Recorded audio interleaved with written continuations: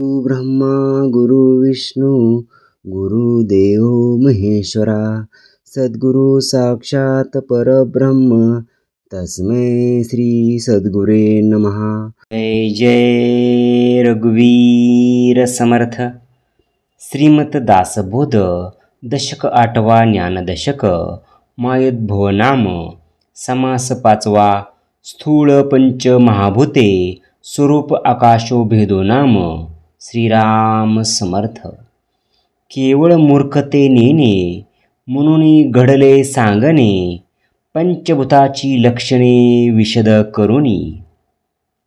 समर्थ या ठिकाणी सांगतात की मूर्ख असतात ते पंचमहाभूताची लक्षणे जाणत नाहीत, म्हणून आता स्पष्ट करून सांगणे भाग पडले।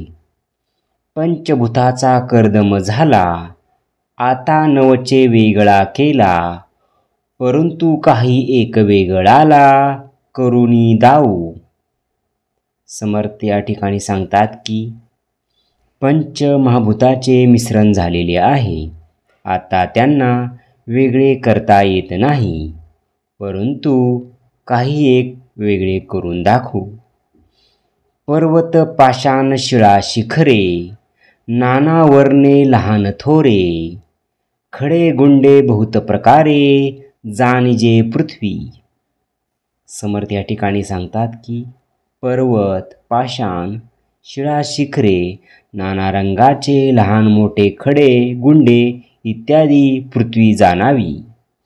नाना रंगाची मृत्तिका नाना स्थळोस्थळी जे का, वाळुके वाळुका अनेका मिळून पृथ्वी। समर्थ या ठिकाणी सांगतात की नाना रंगाची माती, नाना ठिकाणची वाळवंटे, अनेक प्रकारची वाळू हे सर्व मिळून पृथ्वीच आहे। पुरे पट्टणे मनोहरे नाना मंदिरे दामोदरे, नाना देवालये शिखरे मिळून पृथ्वी। समर्थ या ठिकाणी सांगतात की नाना नगरे मनोहरे नाना मंदिरे रत्नखचित मंजिरे म्हणजेच दामोदरे, त्यांची देवालये व त्यांची शिखरे सर्व मिळून पृथ्वीच आहे। सप्तदीपावती पृथ्वी काय म्हणून सांगावी, नवखंडे मिळून जाणावी वसुंधरा। समर्थ या ठिकाणी सांगतात की सप्तदीप असलेले 9 खंड मिळून सर्व वसुंधरा ही पृथ्वीच आहे। नाना देव नाना नृपती, नाना भाषा नाना रीती, 184 उत्पत्ती मिळून पृथ्वी। समर्थ या ठिकाणी सांगतात की नाना देव नाना राजे नाना भाषा नाना चालीरीती 84 लक्ष योनी सर्व मिळून पृथ्वीच आहे। नाना उद्भसे जे वने नाना तरुवरांची बने, गिरीकंदरे नाना स्थाने मिळून पृथ्वी। समर्थ या ठिकाणी सांगतात की उद्ध्वस्त झालेली अनेक वने तसेच व्यवस्थितपणे लावलेल्या अनेक बागा गिरीकंदरे इत्यादी नाना स्थाने मिळून पृथ्वीच होते। नाना रचने केली देवी जे जे निर्मली मानवी, सकळ मिळून पृथ्वी जाणिजे श्रोती। समर्थ या ठिकाणी सांगतात की देवानी केलेली सर्व बहुविध रचना व मानवाने जी विविध निर्मिती केली आहे ती सर्व पृथ्वीच आहे। नाना धातू सुवर्णादिक नाना रत्ने जे का अनेक, नाना काष्ट वृक्षादिक मिळून पृथ्वी। समर्थ या ठिकाणी सांगतात की सुवर्णादी अनेक धातू, अनेक प्रकारची रत्ने, अनेक प्रकारचे काष्ट वृक्षादी मिळून पृथ्वीच आहे। आतो असा हा भोवस जडांश आणि कठीणांश, सकळ पृथ्वी हा विश्वास मानिला पाहिजे। समर्थ या ठिकाणी सांगतात की आता किती म्हणून सांगावे, ज्या ज्या वस्तूमध्ये जडांश आणि कठीणांश आहे हे ती सर्व पृथ्वीच आहे असा विश्वास धरला पाहिजे। बोलिले पृथ्वीचे रूप आता सांगिजेल आप, श्रुती ओळखावे रूप सावध होऊनी। समर्थ आता सांगतात की आपण आता इतके वेळ पृथ्वीच्या रूपाबद्दल माहिती घेतली. आता आपाचे रूप कसे ते श्रोत्यांनी सावध होऊन जाणून घ्यावे आणि ओळखावे. वापी कूप सरोवर, नाना सरितांचे जे नीर, मेघ आणि सप्तसागर मिळून पृथ्वी. समर्थ या ठिकाणी सांगतात की विहिरी, आड, सरोवरे, अनेक नद्याचे पाणी, मेघ, सागर हे सर्व मिळून आपच होते. क्षार समुद्र दिसत आहे, सकळ जनदृष्टीस पाहे, जिथे लवण होत आहे तोची क्षार सिंधू. समर्थ या ठिकाणी सांगतात की खास समुद्र सगळ्या लोकांना प्रत्यक्ष दिसतोस, ज्यातून मीठ निर्माण होते तो क्षार सिंधू. एक दुधाचा सागर, तया नाव क्षीरसागर, देवी दिदला निरंतर उपमन्युसी. समर्थ म्हणतात की एक दुधाचा सागर आहे, त्याला क्षीरसागर असे नाव आहे. तो देवाने उपमन्यूला निरंतर देऊन टाकला आहे. एक समुद्र मद्याचा, एक जाणावा घृताचा, एक निखळ दह्याचा समुद्र असे, एक उसाच्या रसाचा, एक तो शुद्ध जळाचा, ऐसा साता समुद्राचा वेडा पृथ्वीसी. समर्थ या ठिकाणी सांगतात की एक समुद्र मद्याचा आहे, एक तुपाचा आहे, तर एक दह्याचा आहे, तर एक उसाच्या रसाचा समुद्र आहे, पण केवळ एक शुद्ध पाण्याचा आहे. अशा 7 समुद्राचा पृथ्वीला वेढा आहे.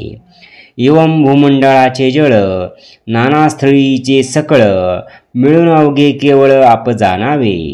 समर्थ या ठिकाणी सांगतात की याप्रमाणे सर्व भूमंडळातील जळ एवढेच नव्हे तर इतर अनेक ठिकाणचे सर्व जळ मिळून आप जाणावे. पृथ्वी गर्भी किती एक, पृथ्वी तळी आवरणदक, तीही लोकाचे उदक मिळून आप. समर्थ या ठिकाणी सांगतात की पृथ्वीच्या गर्भातील जल तसेच पृथ्वीभोवतीच्या वातावरणातील सर्व जलांश एवढेच नव्हे तर त्रैलोक्यातील सर्व उदक मिळून आप जाणावे. नाना वल्ली बहुवस, नाना तरुवराचे रस, मधुपारा मृतविष मिळून आप. समर्थ या ठिकाणी सांगतात की नाना प्रकारच्या वेली, नाना तरुवरांचे रस, मध, पारा, अमृत, विष इतर सर्व मिळून आपच आहे. नाना रस स्नेहाधिक, याही वेगळे अनेक, जगा वेगळे आवश्यक आप बोलीजे. समर्थ या ठिकाणी सांगतात की नाना रस तेलादी याखेरीज अनेक वेगळे रस, जल व त्याशिवाय जे मृदू आणि शीतळ आहे, ओले आहे ते सर्व आप समजावे. सारद्र आणि शीतळ, जळासारखे पातळ, शुक्लित शोणित मूत्र लाळ आप बोलीजे. समर्थ या ठिकाणी सांगतात की ओले आणि शीतल तसे जळासारखे पातळ असे जे रेत, रक्त, मूत्र, लाळ तेही आपच समजावे. आप संकेते जाणावे, पातळ बोले ओळखावे, मृदू शीतळ स्वभावे आप बोलीजे. समर्थ या ठिकाणी सांगतात की जे जे पातळ, ओले, मृदू आणि शीतल स्वभावाचे असेल ते आपण संकेताने आप म्हणून ओळखावे. झाला आपाचा संकेत, पातळ मृदू गुळगुळीत, श्वेद श्लेष्मा अश्रू समस्त आप जाणावे. समर्थ या ठिकाणी सांगतात की पातळ, मृदू आणि गुळगुळीत ही जलाची खूण आहे, म्हणून घाम, कप, पडशे इत्यादी सर्व आप समजावे. तेज ऐका सावधपणे, चंद्र सूर्य तारांगणे, दिव्य देह सतेजपणे तेज बोलीजे. समर्थ म्हणतात की आता तेजाविषयी सावधपणे ऐका. चंद्र, सूर्य, तारांगणे तसेच तेजोमय असे दिव्य देह हे तेजच जाणावे. वन्नी मेघी विद्युल्लता, वन्नी सृष्टी संवारिता, वन्नी सागरा जाळिता वडवानळू. समर्थ या ठिकाणी सांगतात की अग्नी, मेघात जी विद्युल्लता चमकते ते तेजतत्व होय. तसेच सर्व सृष्टीचा संहार करणारा प्रलयाग्नी आणि सागराला जाळणारा वडवाग्नी हा सुद्धा तेजस समजावा. वन्नी शंकराचे नेत्रीचा, वन्नी काळाच्या शुदेचा, वन्नी परिग गोळाचा तेज बोलीजे. समर्थ म्हणतात की शंकराच्या नेत्रातील अग्नी, सर्वांना भक्षण करणारा जो काळ, त्याची भूक असणारा अग्नी आणि पृथ्वीच्या भोवतालच्या वातावरणातील अग्नी हे सर्व तेजतत्व होय. जे जे प्रकाश स्वरूप ते ते तेजाचे स्वरूप, शोषक उष्णादी आरोप तेज जाणावे. समर्थ या ठिकाणी सांगतात की जे जे प्रकाश रूप असेल ते ते तेजाचे स्वरूप होय. तसेच शोषकता उष्मता याचे आरोपही तेज तत्वामुळेच होतात. वायू जाणावा चंचळ, चैतन्य चेतवी केवळ, बोलणे चालणे सकळ वायूमुळे. समर्थ म्हणतात की आता वायू संबंधी ऐका. वायू हा चंचळ समजावा, चैतन्य वायूमुळे जाणवते. सर्व शरीराच्या हालचाली, बोलणे चालणे इत्यादी वायूमुळे होतात. हाले डोले तितुका पवन, काही नाचले पवने विन, सृष्टी चाळाया कारण मूळतो वायू. समर्थ म्हणतात की हलणे डोलणे किंवा इतर क्रिया ह्या वायूमुळेच होतात. वायूशिवाय चलनविलन काहीच होऊ शकत नाही. सृष्टीतील सर्व घडामोडी क्रिया यांना मूळ वायूच कारणीभूत असतो. चलन वळण आणि प्रसारण, निरोध आणि आकोचन, सकळ जाणावा पवन चंचळ रूपी. समर्थ या ठिकाणी सांगतात की चळणवळण, प्रसारण, आकोचन आणि निरोध यामागे चंचळ असे वायुतत्वच असते. प्राण अपान आणि व्यान, चौथा उदान आणि समान, नाग कुर्क कुर्म कुर्कश जान, देवदत्त धनंजय. समर्थ म्हणतात की आपल्या शरीरातील प्राण अपान व्यान उदान आणि समान हे पंचप्राण, तसेच नाग कुर्म कुकल देवदत्त आणि धनंजय हे 5 उपप्राण हे वायुतत्वच होय. जितके काही होते चळन तितके वायूचे लक्षण, चंद्र सूर्य तारांगण वायूची धरता. समर्थ म्हणतात की जितके काही चलन म्हणजे हालचाल होते ती वायुतत्वामुळेच होते. चंद्र सूर्य तारांगणा यांना वायूच धारण करतो. आकाश जाणावे पोकळ, निर्मळ आणि निश्चळ, अवकाशरूप सकळ आकाश जाणावे. समर्थ म्हणतात की यानंतर आता आकाशाचे वर्णन करीत आहे. आकाश हे पोकळ निर्मळ आणि निश्चळ असून सर्व आकाश हे अवकाशच आहे हे जाणून घ्यावे.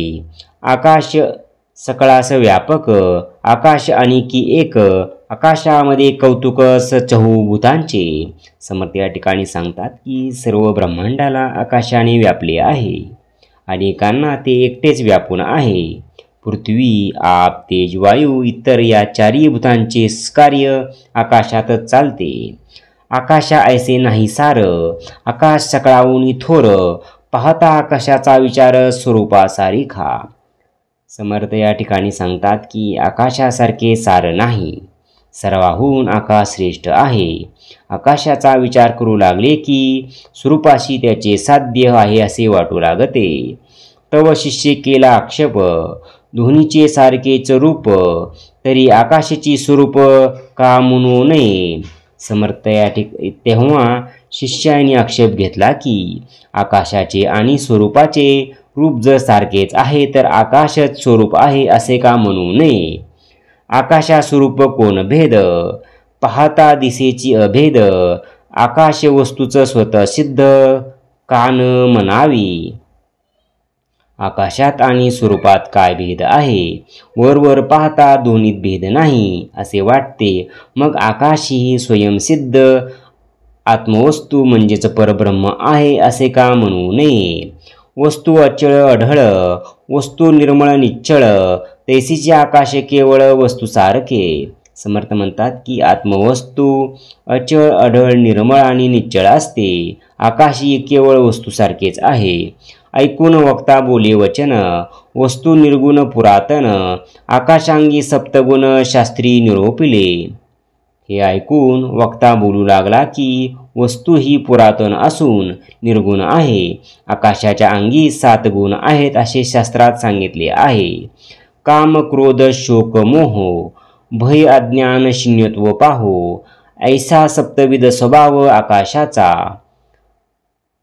समर्थ या ठिकाणी सांगतात की काम क्रोध शोक मोह भय अज्ञान आणि शून्यत्व असा आकाशाचा 7 गुणांयुक्त स्वभाव आहे. ऐशी शास्त्राकारे बोलली, म्हणून आकाशभूते झाली, स्वरूप निर्विकारे संचली, उपमे रहित. समर्थ या ठिकाणी शास्त्रा म्हणतात की आकाशाला भूत असे म्हटले जाते. स्वरूप हे निर्विकार असून निरूपणाने सर्वत्र व्यापून माहिलेले आहे. काचबंदी आणि जळ सारखेच वाटे सकळ, परी एक काच ते एक जळ, शहाणे जाणती. समर्थ म्हणतात की काचेची जमीन आणि पाणी या दोन्ही गोष्टी डोळ्यांना सारख्याच दिसतात, पण शहाणे लोक काच कुठली आणि जळ कुठले हे अचूकच ओळखतात. रुवामध्ये स्फटिक पडिला, लोकी तद्रूप देखिला, तेने कपाळ मोक्ष झाला, कापूस न करी. समर्थ या ठिकाणी सांगतात की कापसामध्ये स्फटिक पडला तर लोकांना तो त्यांच्यासारखाच दिसतो, पण स्फटिक कठीण असल्याने कपाळमोक्ष करू शकतो, कापूस करू शकत नाही. तंदुलामध्ये श्वेतखडे, तंदुलासारखे वाकुडे, चाऊचाचा दात पडे तेव्हा कळे.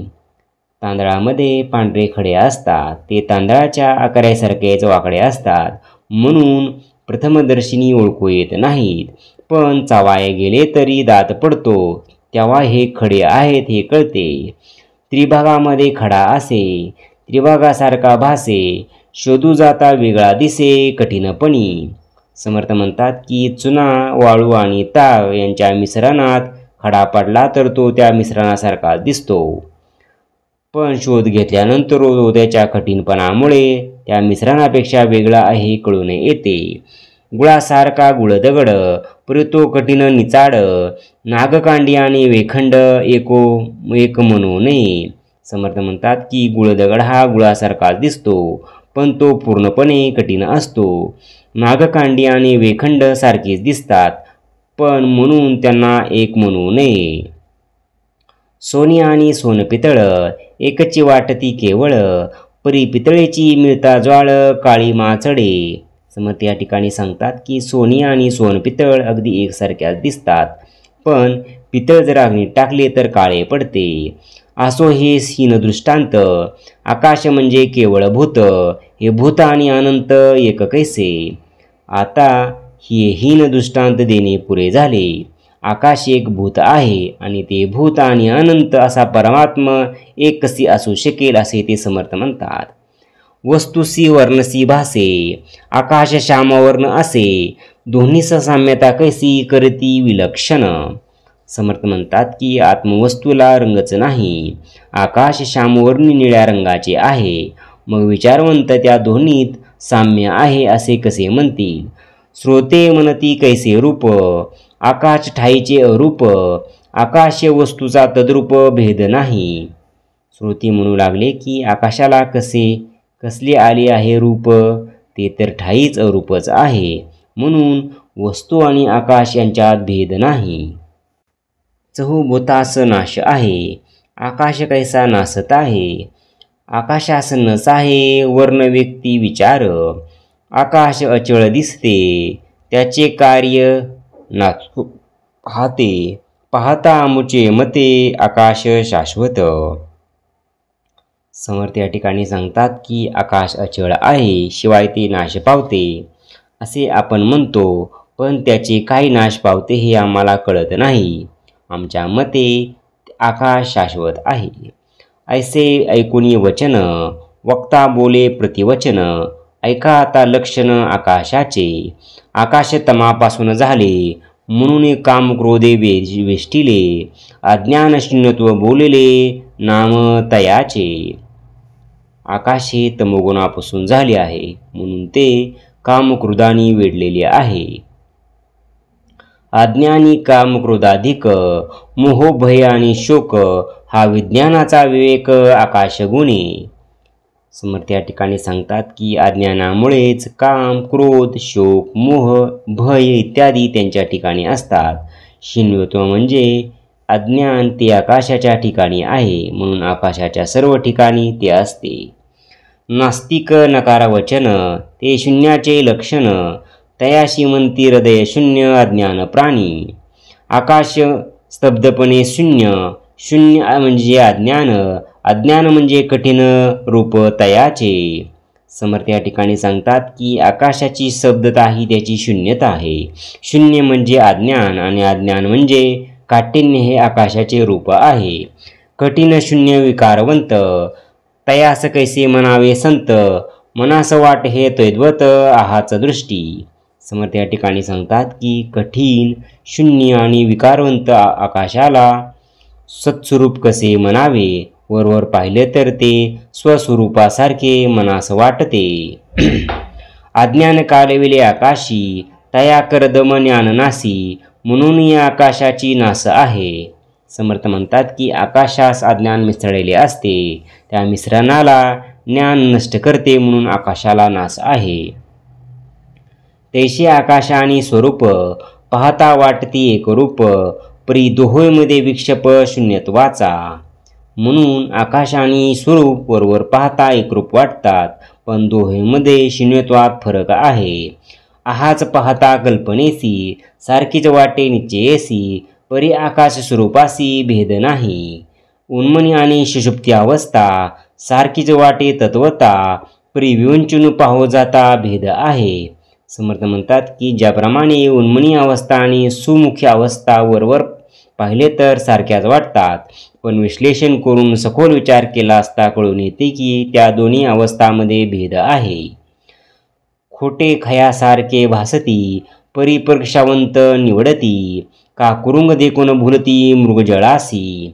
समर्थ या ठिकाणी सांगतात की सामान्य लोक खोट्याला खऱ्याप्रमाणे मानतात, पण पारखे असतात ते खऱ्या खोट्याची पारख असल्यामुळे ते खरेच निवडून घेतात. मृगजळाला पाहून हरणे जशी फसतात तशी अज्ञानी लोकाची स्थिती होते. आता असो हा दृष्टांत, बोलीला कळाया संकेत, म्हणून भूत आणि अनंत एक नव्हेती. आकाश वेगळेपणे पहावे, स्वरूपी अस्वरूपीची व्हावे, वस्तूची पाहणे स्वभावे ऐसे आहे. येथे फिटली आशंका संदेहरूपी मावळली, येथे आशंका फिटली संदेहवृत्ती मावळली, भिन्नपणे नवची अनुभवली स्वरूप स्थिती. आकाश अनुभवा येते स्वरूप अनुभवा परते, म्हणून या आकाशाते साम्यता ना आघडे. समर्थ या ठिकाणी सांगतात की आकाशाचा अनुभव भिन्नपणे घेता येतो, पण स्वरूप हे अनुभवणाऱ्या पलीकडे असते, म्हणून आणि स्वरूप आणि आकाशात यात साम्य असू शकत नाही. दुग्धासारखा जळांश निवडू जाणती राजहंस, ते स्वरूप आणि आकाश संत जाणती. समर्थ या ठिकाणी सांगतात की दूध आणि पाणी हे जरी एकरूप वाटले तरी राजहंस वेगळे करू शकतो, त्याचप्रमाणे आकाश आणि स्वरूप यातील भेद फक्त संत जाणतात. सकळ माया यथा गोवी संत संगे उगवावी, पाविजे मोक्षाशी पदवी सत्समागमे. समर्थ म्हणतात की ही सर्व मायेची गुंतागुंत आहे. संत समागम केला असता हे सर्व कोडे उलगडते, म्हणून संत समाग करून मोक्षपदाची प्राप्ती करून घ्यावी. इति श्री दासबोधे गुरु शिष्य संवादे, स्थूळ पंच महाभूते स्वरूप आकाशा भेदो नाम, समास 5वा. जय जय रघुवीर समर्थ. ओम श्री गुरु दत्तात्रेय श्रीपाद श्री वल्लभाय नमः. ओम श्री गुरु दत्तात्रेय श्रीपाद श्री वल्लभाय नमः. ओम श्री गुरु दत्तात्रेय श्रीपाद श्री वल्लभाय नमः. ओम श्री गुरु दत्तात्रेय श्रीपाद श्री वल्लभाय नमः. ओम श्री गुरु दत्तात्रेय श्रीपाद श्री वल्लभाय नमः. ओम श्री गुरु दत्तात्रेय श्रीपाद श्री वल्लभाय नमः. ओम श्री गुरु दत्तात्रेय श्रीपाद श्री वल्लभाय नमः. ओम श्री गुरु दत्तात्रेय श्रीपाद श्री वल्लभाय नमः. ओम श्री गुरु दत्तात्रेय श्रीपाद श्री वल्लभाय नमः. ओम ओम श्री गुरुदत्तात्रेय श्रीपाद श्रीवल्लभाय नमः। ओम श्री गुरुदत्तात्रेय श्रीपाद श्रीवल्लभाय नमः। ओम श्री गुरुदत्तात्रेय श्रीपाद श्रीवल्लभाय नमः। ओम श्री गुरुदत्तात्रेय श्रीपाद श्रीवल्लभाय नमः। ओम श्री गुरुदत्तात्रेय श्रीपाद श्रीवल्लभाय नमः। ओम श्री गुरुदत्तात्रेय श्रीपाद श्रीवल्लभाय नमः। ओम श्री गुरुदत्तात्रेय श्रीपाद श्रीवल्लभाय नमः। जय सद्गुरु। ओम श्री गुरुदत्तात्रेय श्रीपाद श्रीवल्लभाय नमः। ओम श्री गुरुदत्तात्रेय श्रीपाद श्रीवल्लभाय नमः। ओम श्री गुरुदत्तात्रेय श्रीपाद श्रीवल्लभाय नमः। ओम श्री गुरुदत्तात्रेय श्रीपाद श्रीवल्लभाय नमः।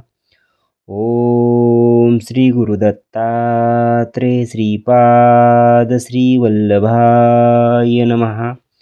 ओम श्री गुरुदत्तात्रेय श्रीपाद श्रीवल्लभाय नमः।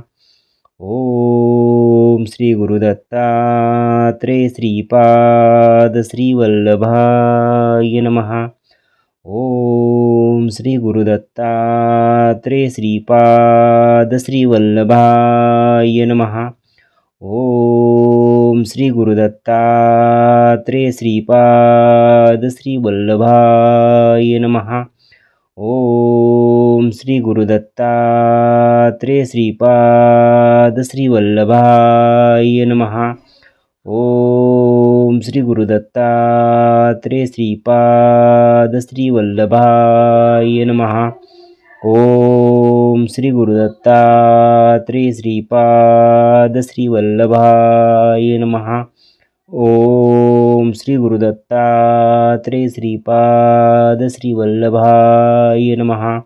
ओम श्री गुरुदत्तात्रेय श्रीपाद श्रीवल्लभाय नमः।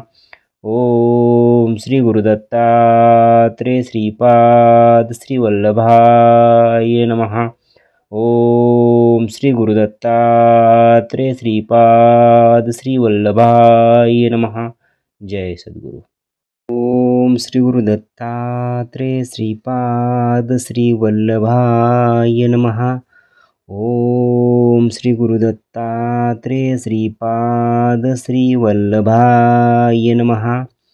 ओम श्री गुरुदत्तात्रेय श्रीपाद श्रीवल्लभाय नमः। ओम श्री गुरुदत्तात्रेय श्रीपाद श्रीवल्लभाय नमः। ओम श्री गुरुदत्तात्रेय श्रीपाद श्रीवल्लभाय नमः।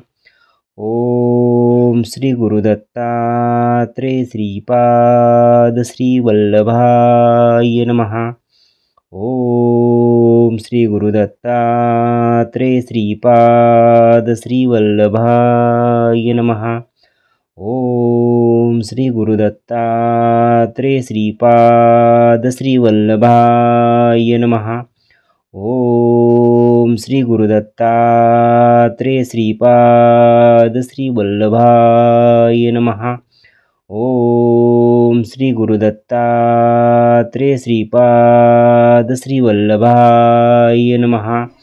ओम श्री गुरुदत्तात्रेय श्रीपाद श्रीवल्लभाय नमः। ओम श्री गुरुदत्तात्रेय श्रीपाद श्रीवल्लभाय नमः। ओम श्री गुरुदत्तात्रेय श्रीपाद श्रीवल्लभाय नमः। ओम श्री गुरुदत्तात्रेय श्रीपाद श्रीवल्लभाय नमः। ओम श्री गुरुदत्तात्रेय श्रीपाद श्रीवल्लभाय नमः। ओम ओम श्री गुरुदत्तात्रेय श्रीपाद श्री वल्लभाय नमः. जय सद्गुरु.